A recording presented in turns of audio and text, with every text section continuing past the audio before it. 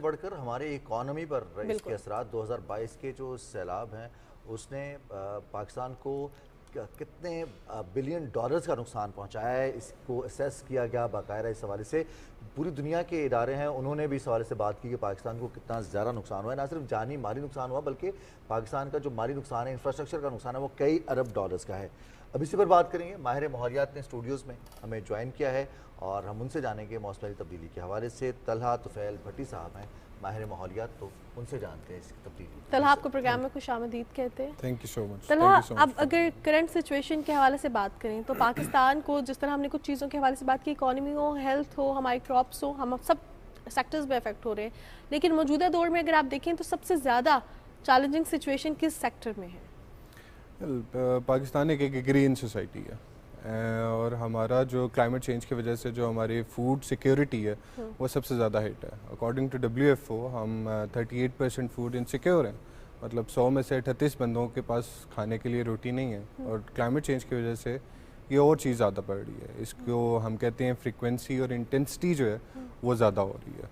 So for that reason मुझे लगता है कि जो एग्रीकल्चर सेक्टर है वो ग्रेटेस्ट हिट पे है। एग्रीकल्चर। और इसके अलावा और कौन कौन से चैलेंजेस हैं जो इस क्लाइमेट चेंज की वजह से हम फेस कर रहे हैं या हमें नियर फ्यूचर में फेस करने पड़ सकते हैं? क्लाइमेट चेंज की वजह से आपको सारे चैलेंजेस हैं, हर एक शोबा जो है वो आपका हिट होगा। बिकॉज पहले तो ये समझने की ज़रूरत है कि क्लाइमेट चेंज है क्या। It's a difference of weather pattern within the 30 years. एक 30 साल के टाइम के बाद हम ये कहते हैं कि अगर ये पैटर्न रिपीट हो रहा है तो ये चेंज हो गया, आपका वेदर सिस्टम चेंज हो गया। ये तो हम देख रहे हैं कि लास्ट 5 साल में इतना चेंज हो गया वेदर। हाँ, क्योंकि वो अब ट्रिकल डाउन इफेक्ट आ रहा है ना, अब कैस्केडिंग इफेक्ट है। अब वो जो एक लिमिट थी नेचर सिस्टम की, उसको कंट्रोल करने की, उसको अडेप्ट करने की, वो हम निकल चुके हैं। हम कहते हैं सॉफ्ट अडेप्टेशन और हार्ड अडेप्टेशन लिमिट। पहले हम सॉफ्ट अडेप्टेशन लिमिट से निकले कि जहाँ पे हमें नॉर्मलीज मिलती थी, कभी कभार ऐसी बारिश वगैरह हो जाती थी।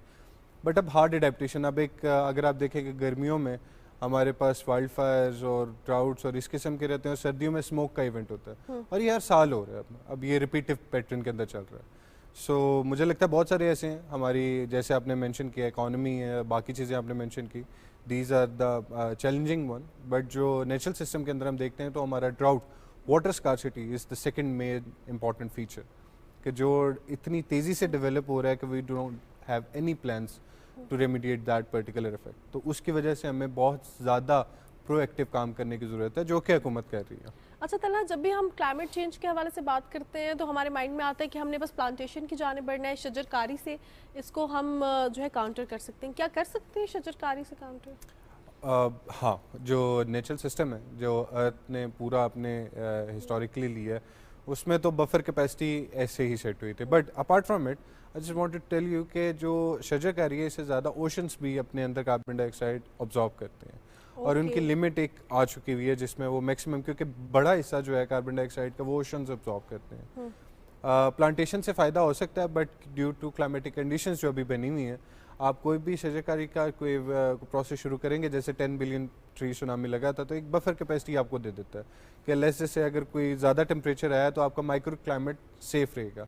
इस्लामाबाद की बात करते हैं, इस्लामाबाद के अंदर जो मागला के ऊपर सारा फॉरेस्ट कवर था, जो प्लांटेशन हुई हुई थी, उसको कटने की वजह से यहाँ पे अब टेम्परेचर जो है 45 तक चला जाता है। If you talk with anybody तो वो आपको बताएंगे कि पहले ऐसा नहीं था। पहले इट्स मोर लाइक हर शाम को यहाँ पे बारिश हो जाती थी।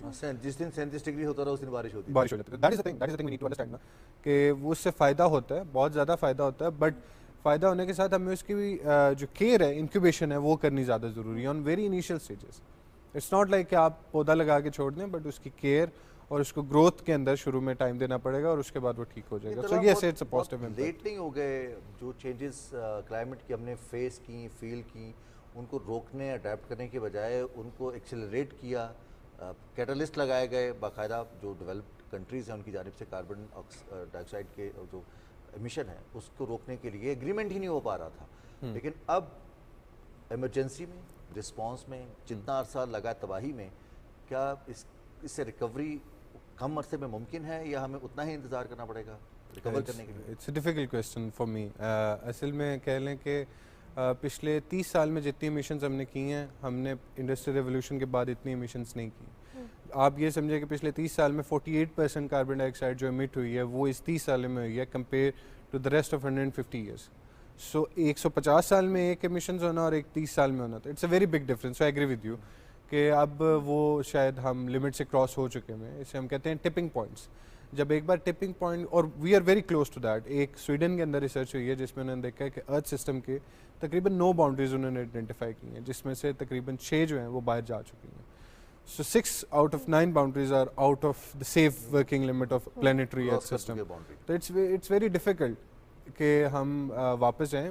if हम NDCs को फॉलो करते हैं, अपने नेशनल टारगेट्स को मीट करते हैं, ग्लोबली हर मुल्क अपना मीट करता है, तो तब भी हम अपने उस ट्रैक पे नहीं है कि जहाँ पे हम 1.5 से टेम्परेचर को नीचे 2100 में कंट्रोल कर सकें। सही। अभी हम उस ट्रेजेक्टरी में जहाँ पे ग्लोबल साइंटिस्ट मेरी तरह ये बिलीव करते हैं कि मैक्सिमम जो बेस्ट हम केस ले सकते हैं वो 2.5 डिग्री सेंटीग्रेड का, इट्स नॉट इवन 1.5। सो जब 2.5 की हम बात करते हैं, जो एम्प्लीफिकेशंस हैं, जो उसके जो डिज़ास्टर्स हैं, जैसे EM डैड ने रिसेंटली रिपोर्ट किया है कि 2023 के अंदर हमने तकरीबन 399 डिज़ास्टर्स फेस किए हैं। विद 399 डिज़ास्टर्स आपकी जो ग्लोबल जो लॉस एंड डैमेज का बिल है वो $236 बिलियन, जिसमें से 15 बिलियन और 30 बिलियन पाकिस्तान का था सिर्फ। So overall the globe it's happening.